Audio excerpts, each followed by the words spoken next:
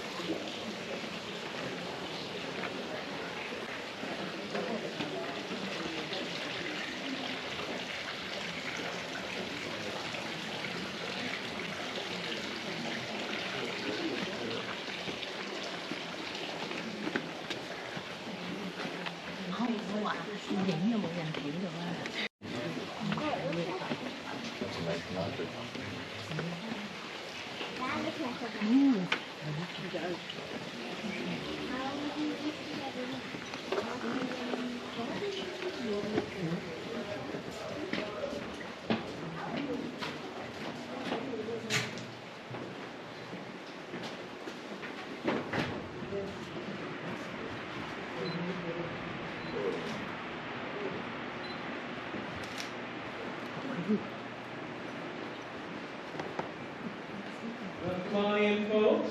We've got plenty of room for us all. Just make sure we stay right along these blue and tour mats as we're walking throughout that house.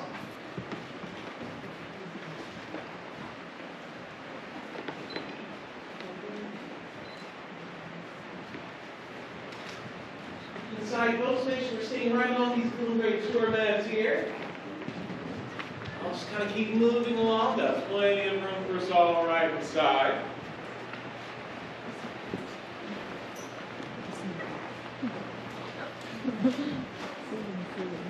All right, everybody, welcome on into the assembly room. As that name might imply, this is where you as a guest are generally going to be assembling. It's usually the very first room that you're brought into when you're visiting William Rundle Hearst. Here, this is likely where you're going to be meeting Mary and Dave for the first time. I mentioned to you before that he was married to his wife, Millicent. She wed in 1903, this was between 1904 and 1915, but their 5 sons were born. By the time 1926 rolled around, he and his wife, that is the year they separated, lived out a divorce, the same year that he also began openly living with Miss Davies. She was a Ziegfeld Follies stage dancer in New York City, came out here to California, was a silent film star, and then transitioned quite well into the talkies, even considering she had overcome a little bit of a stutter. But she'd go on to be his lifelong girlfriend and companion, often acting as a hostess up here. She was known to have this very warm and welcoming personality towards everybody that came through, be they guests or staff. She was described as the bubbles in the champagne. I like to think of her as a pop from the court. Now, folks, in here, you'd be busy with the other guests looking around the yard. You might hear about the story that William Rundle Hearst bought this 16th century French mantle, originally housed in the Château de Jours in the Burgundy region of France. He was very excited when he caught it in there. The figures on either side are called caryatids. I'll get to show you some of Julia Morgan's versions of caryatids once we get into the theater towards the end of the tour. But you can be discussing all this art over cocktails right in here. That's where Cocktail Hour was hosted. But W.R. Hearst, he's known to serve some notoriously weak drinks. David Niven, the big fancy fella, he said that he'd take a thimble of gin, pour it into a punch bowl, and that's what was served to us during Cocktail Hour. Cary Grant, he had a recommendation. He said, make sure you get up to Cocktail Hour early. Mr. Hearst only has 1 pitcher of these weak martinis mixed up. If you're quick enough, though, you might be able to grab yourself a second one. Of course, he knows all a little bit more. He uses a notice elevator that Julia Morgan had installed in the fall of 1928. He comes out this door right over here. And he's by out for Cora Older. She called this the secret entrance to the assembly room. Now you come through that door, chase some social niceties with us. We like to lounge about on the sofa over here on the north side. But our cue that it is just about time for dinner. He's going to rise from that sofa, walk over to Miss Davies, take her by the arm, and leave.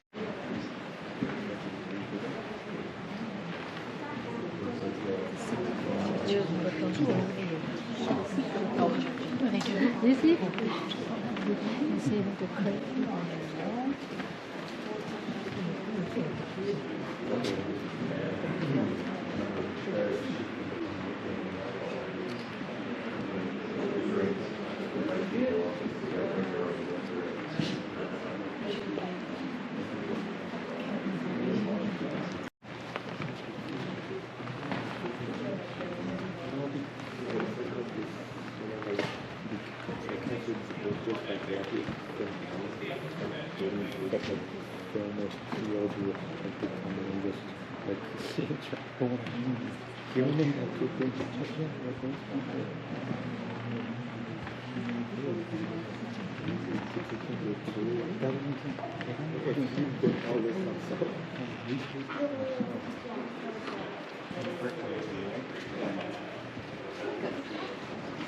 Come on in, everybody.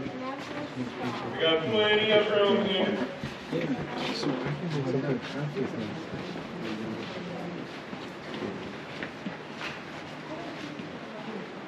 Alrighty, folks, welcome on inside. This is his refectory. It's another name from a monastic dining hall. Perhaps you can imagine a group of monks sitting along a table such as this. They look a little bit out of place. Ketchup and the mustard. Still their original condiment jars. You might be wondering, why would William Randolph Hearst have a dining hall like this? Not have these placed into proper serving saucers. Well, for him, folks, this was always the ranch. So I was drinking gambling as a young boy. So it's like a childhood nostalgia for him. He usually sat right about here. His stations would be seated opposite of him. As a guest, you might be placed next to one of your hosts beginning your stay. The longer you're here, you might be moved down a little bit further. It's a way to get more people opportunity to get to know their hosts and vice versa. The meals that they serve to you, they're said to be American and simple. We have it roast turkey, turtle soup, fruit pie, ice cream for dessert. Maybe even treat you some dry aged meat. The poultry farm down below near the visitor center. We walked through a little bit of the orchards. I did read that the turtle meat was canned. The ice cream was likely coming from the army. A little down to the southwest. These days, the postal population of about 18 people or so. Looking around here, see these family squire stalls. That's what was lining the walls of the room that we just left. Those ones were Italian, 15th, 16th century. These ones here came from Spain, and they are 15th century. If you look on either side behind me, you'll see a red pillow. It shows them folded down in the proper seating position. Little tiny seats you see along these. It's called a misery quarter, or mercy seat. The idea behind it is if you're wearing your choir robes or your clergy robes, it will give you the opportunity to get off your feet. It still gives you the appearance that you're standing along the Catholic pathway.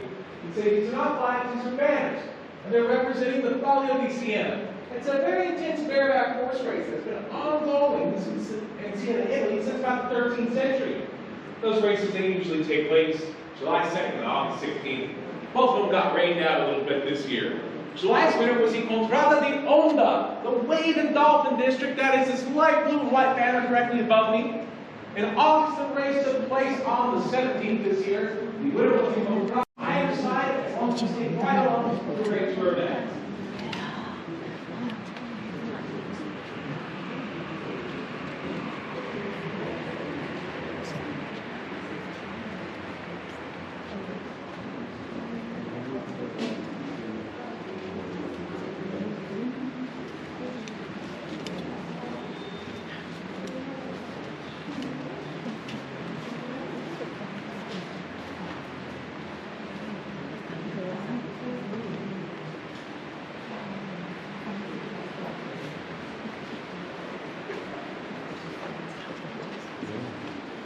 Le encantaba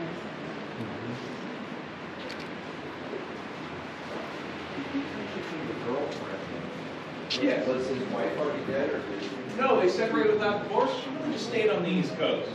She was out here September 1929 when it was Churchill's. Come on in, folks. So this is called the morning room as we are facing east. But it's really was used more as an afternoon entertainment room. Inside, but the sofa and the chairs kind of in a semicircle. After the theater was finished off in the early 1930s, you still use this as a nightly review room. There was a guest who said that he thought this was the best place in the world for a good film, but it'd be a rough crowd for a bad film. I like to imagine coming in here with Marion Davies and kind of poking fun at all the other Hollywood people that are around here as guests. The room, though, really shows us a prime example of how these ceilings at Casa Grande have generally been modified into rooms, not vice versa. The original portion of the ceiling is a bright red that we see above us. This is a 15th century Spanish ceiling done with the fusion of Christian and Moorish art influences. That Moorish art influence is a lot of the geometric patterns, the shapes, and even some of the floral designs. The modern extension work is the dark border that's wrapping around. Julie Morgan had centuries of smoke and soot adhered to the ceiling. So we had a conservationist, a man named Gary Halbert. He diligently undertook the task of cleaning it off. using a cotton swab, Q-tip, and a little bit of solution. Started his project in March 2011, finished off in November 2022. A little over 11 years is what it took him. In February of last year, I was lucky enough to meet a woman who actually knew William around up Hearst. Her father worked up here for him as a gardener and groundskeeper. She was good friends with one of the grandsons, John Jr., but by the nickname of Bunky. She told me that Mr. Hearst had intentionally purchased this ceiling covered in smoke. He liked the aged effect that it gave to him and it went to the room. I do wonder though, maybe there's something about this ceiling that just draws the smoke right on up to it. There's a fireplace here to my right. There's no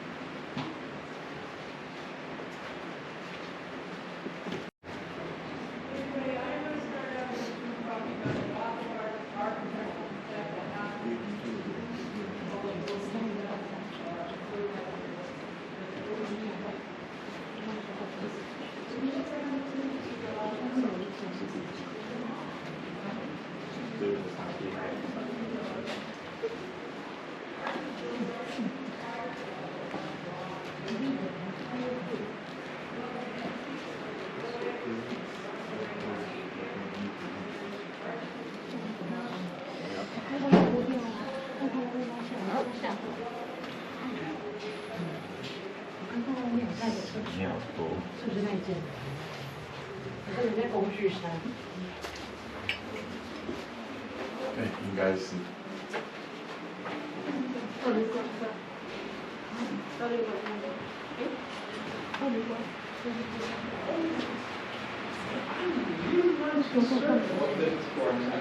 That's too closely. It's kind of set on the table.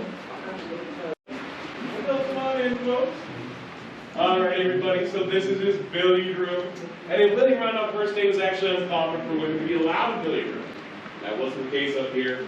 He is greatly influenced by his mother, Phoebe Appleton Hearst, a philanthropist who often done to provide financial aid to young women looking to further their education, like Julia Morgan.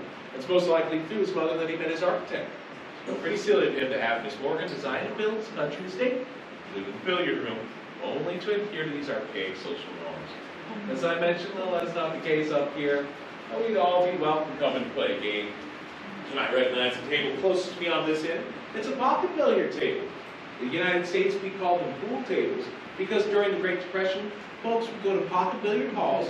See, the tapestry that's along this wall here was made in Belgium by about 1500. It's a milled fleur tapestry, which means 1,000 flowers. It's showing us a hunting scene. The hounds are going after the stag in a pursuit on horseback. I really enjoy the bottom center portion there. You see there's a dog. Looks like she's recently had some puppies, and she's over that stag hunt. She's not looking at it anymore. She's getting some nice scratches of love behind the ears from that man in the red with blue trousers. W.R. Hearst, he was a dog lover, raised dachshunds up here, had his beloved little Helen, later on Helena. Miss Davies had a little dachshund of her own, and those pups were said to be fairly well behaved when their humans were in the room. That's just that. So perhaps if you're in here attempting a game of care with Roy Rogers, you saw Mr. Hearst and Miss Davies walk through, this might be an indication to you it's just about time for the nightly movie in the theater. And if those little dachshunds were in tow, it's probably going to be a good idea for you to call it quits with care.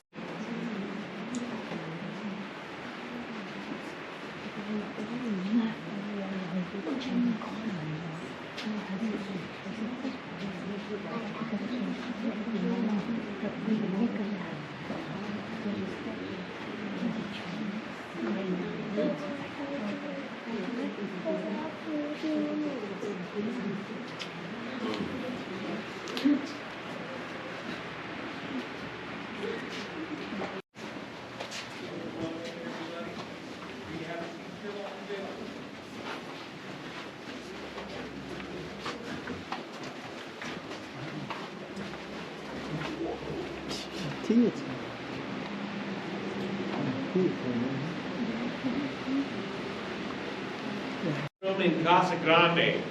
This one is even larger than the assembly room that we first entered going into the big house here. The figures that are lining these walls, these are Julia Morgan's versions of caryatids. They're made out of cast plaster, so they're not actually structural, so they can't hold all the way to the steel and the concrete that's right above us. William Randolph Hearst would be showing you the latest and newest films of his day, picking up the receiver and telling the projectionist, "Oh, just put on Peg of My Heart." Arm. She appears to have been raiding the fur vaults underneath us. She started a movie called The Patsy with Marion Davies, and this is her on the left, the blonde with the bob haircut. She's going to come up and mug the camera for us. Show off a little bit of her. If you are above 6 feet tall, that's not.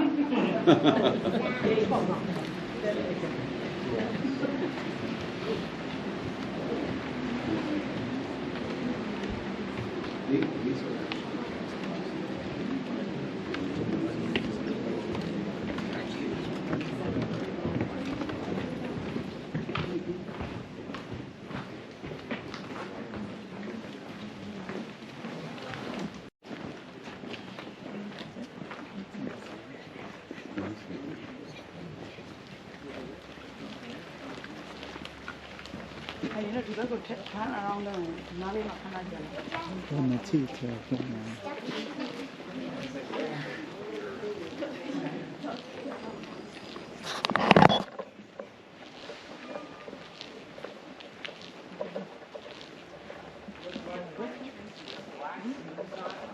And it lets the natural light flow in the road pool right underneath it. I'm going to handle that pool. We start to use this ramp and stay in between the metal handrails here, folks.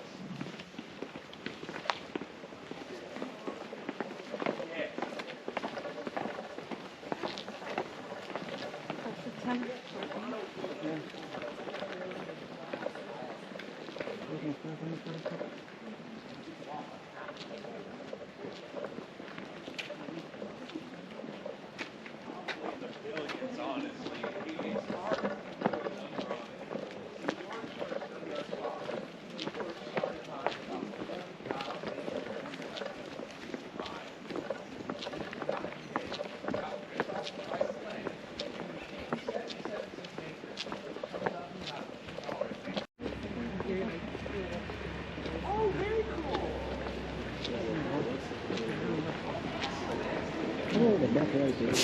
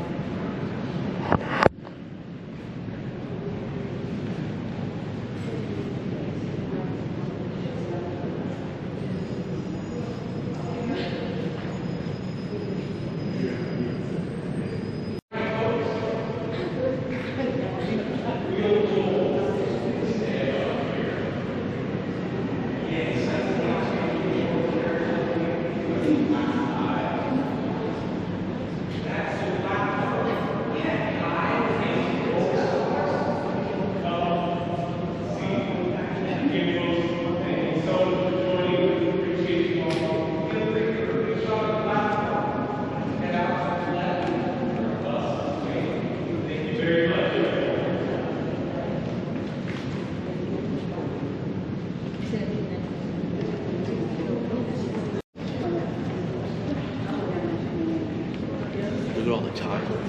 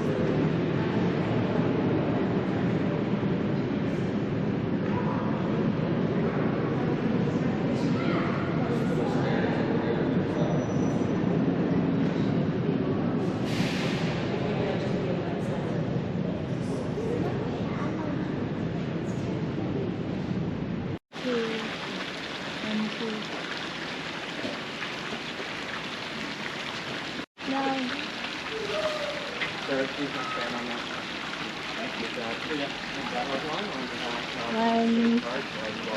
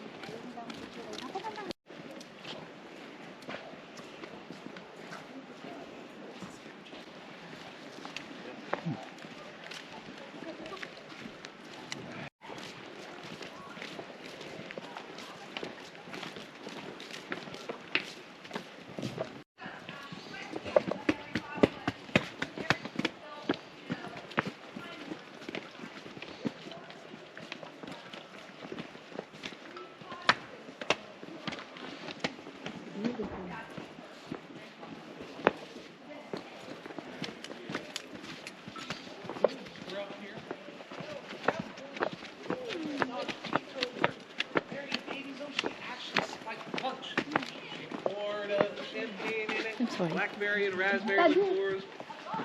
Grayson said she never really seen Calvin so Big guy, sociable busy, and huh? chatty that night. Hearst found out about it though. He tried to recommend this Mary and Davies, but she spun around on her wheels and told him, I told you, fruit punch. Champagne's made from grapes. You gotta hit those punches.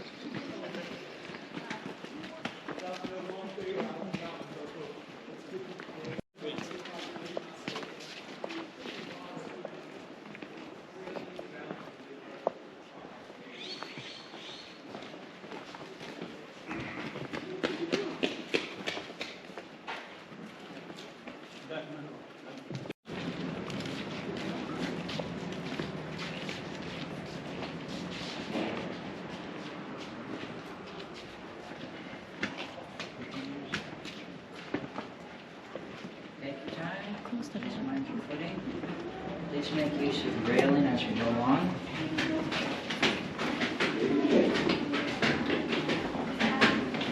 Watch your step, please.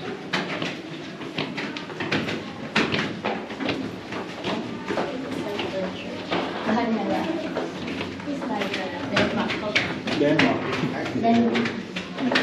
The church? Not the church, the king's. Yeah.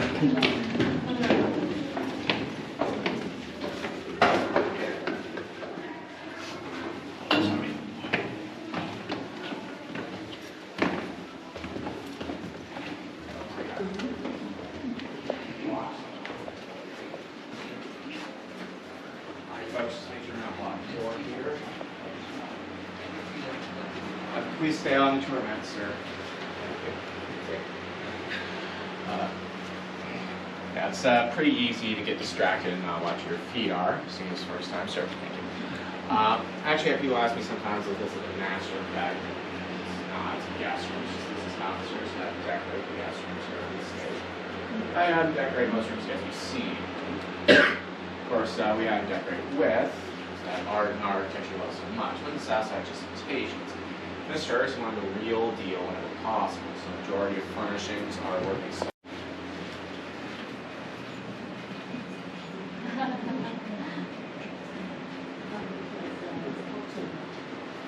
Everyone?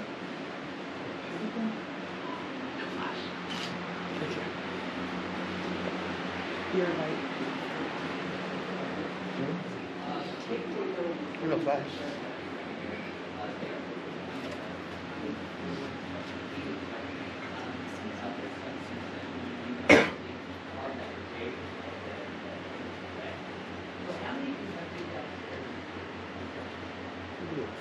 Alright, sir, please stay on the tour mats. So, sitting room would generally be used for anything you wouldn't be doing in your bedroom, but wouldn't be. The shamrock shape here is our signature of Venetian architecture time. Those are antique Venetian columns. In fact, we actually have a letter on file here that Mr. Hearst wrote to Julian Morgan proposing the possibility of purchasing pigeons in the courtyard here, because the courtyards, the actual Doge's Palace in Venice, are famous for their pigeons, for some reason. Now, Mr. Hearst never actually did that, since we work here today, we're very grateful for what he made, but there was some dedication to authenticity. Perhaps not quite as much as that might suggest, though, because while this is a Venetian-themed suite, a majority of our artifacts here are not Venetian. Most are either Spanish or Italian, usually ranging from 15th to 18th century. And yes, Venice is a part of Italy today, but for most of the relevant time.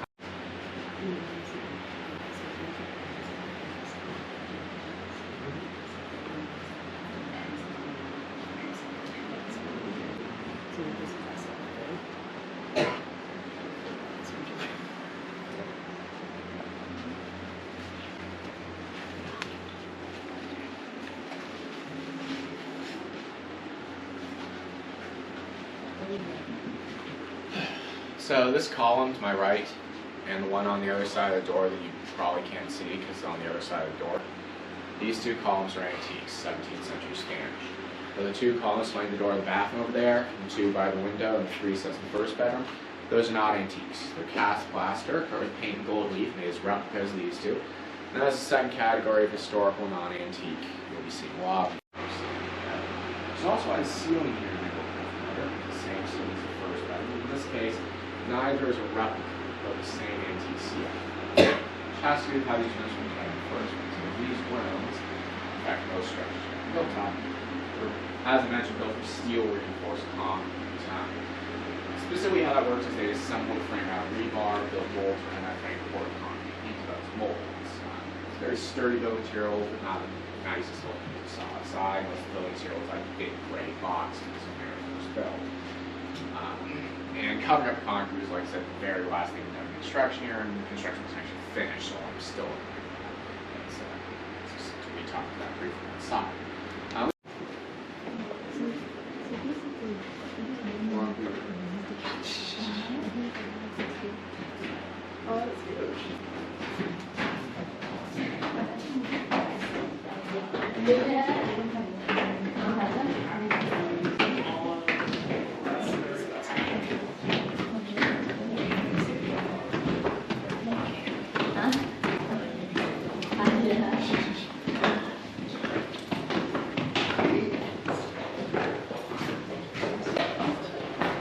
Không có người đi theo, không có người theo sau lưng bảo vệ, phá phách nè.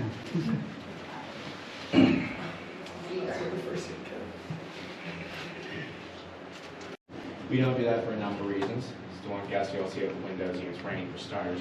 That said, there's another hallway like this one on the other side. Staircase to the left. We want to our right, and we head looking straight at the central column. That's where the elevator is. It's probably not stopped on this floor at the moment. It still works. It's usually used by collection staff and fragilize it now. You see the frame? So we'll be walking past This one? so keep that ahead.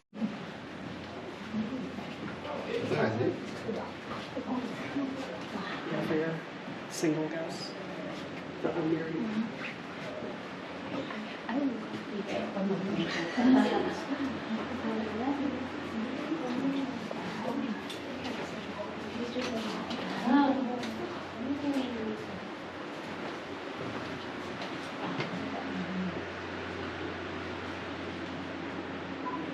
Quickly, Daddy, quickly.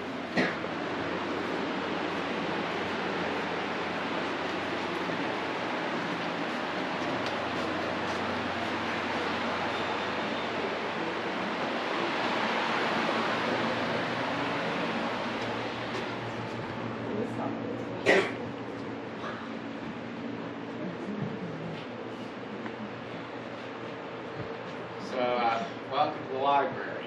This was a functioning library in Mr. Hearst's time. Guests could check out books in this room. Could, frequently did not.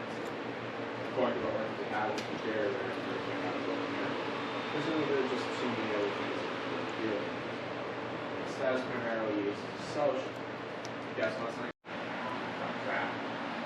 So guests here during the day, they'd be playing cards, chatting, playing Monopoly. You can have that back in too. It's one of the new friendships. That's what they start.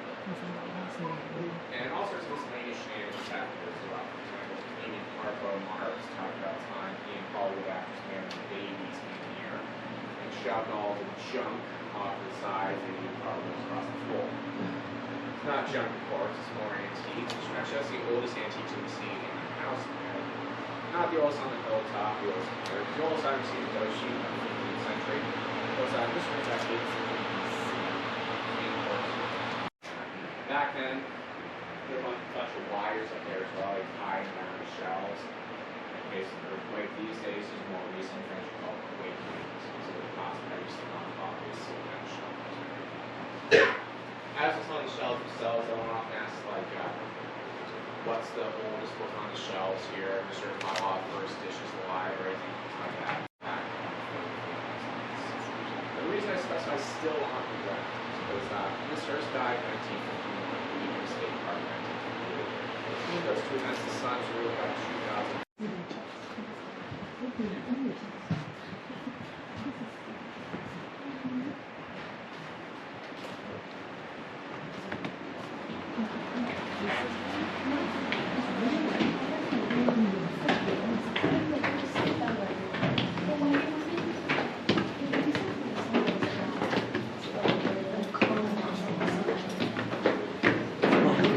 Beautiful door.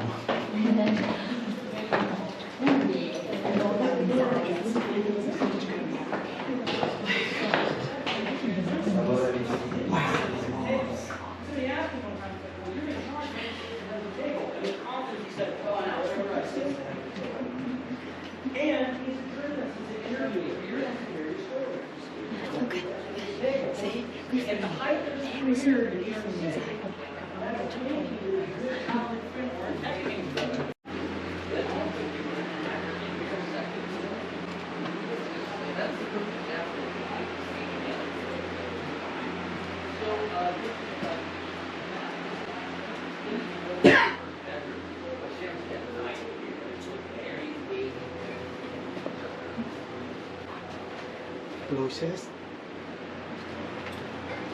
Makeup. Restroom. Canopy bed.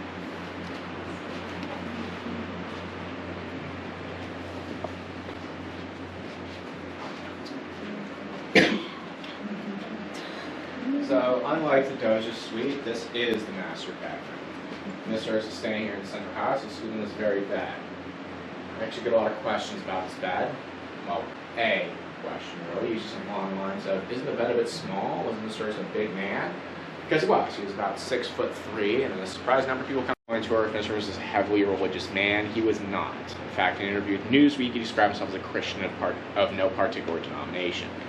However, I mentioned there are some rooms here we've seen that did, in fact, have an actual theme to the art. This is one of them. It's part of Miss Hearst called the Gothic Suites, or Gothic art. If you think about Gothic art, most was either commissioned by the church or an occasional work that was commissioned by the church. So it tended to be religious in nature, regardless of the owner's personal opinion on the matter. That said, being the master bedroom, we do have a number of Miss Hearst personal